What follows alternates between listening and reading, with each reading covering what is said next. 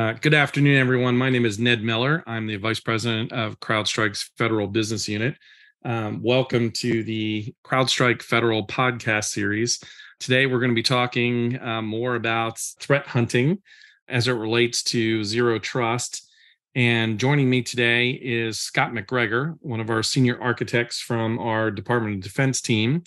And Scott, why don't we just jump in and get started? Now, you and I have been speaking for some time now about how DoD is evolving its threat hunting capabilities and what I would consider its business across the Cyber Mission Force, Hunt Forward operations, to include some of the recent activity with their partner ecosystems, how the regional cyber centers react to threat hunting, and even down to the CPT teams. So we've had some fairly healthy conversations about this. And today I'm looking forward to digging into some of the details and getting your perspective, given your background. Is it fair to say, Scott, that over the years that you've worked with almost all the stakeholders that I just mentioned across DoD, to include the management and kind of the operator level, that, and specifically the teams and operators doing the actual hunting and investigations, you've had quite a bit of experience working with those folks and have a somewhat of a unique perspective to offer back out to our audience?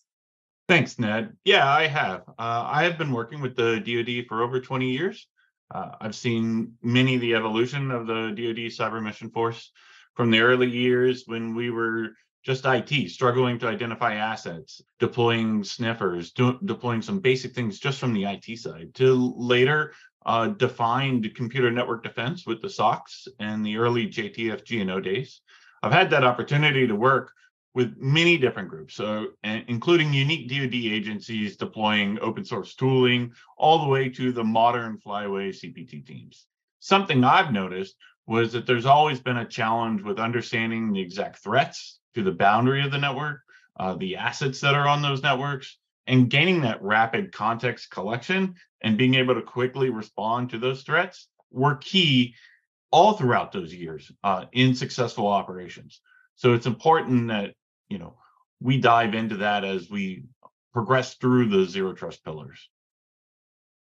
Very good, Scott. And, as we prepared for this conversation today, we talked a lot about the business model around cyber threat hunting. And the reality is that it's still very unbalanced when you view it from the lens of reactive versus proactive.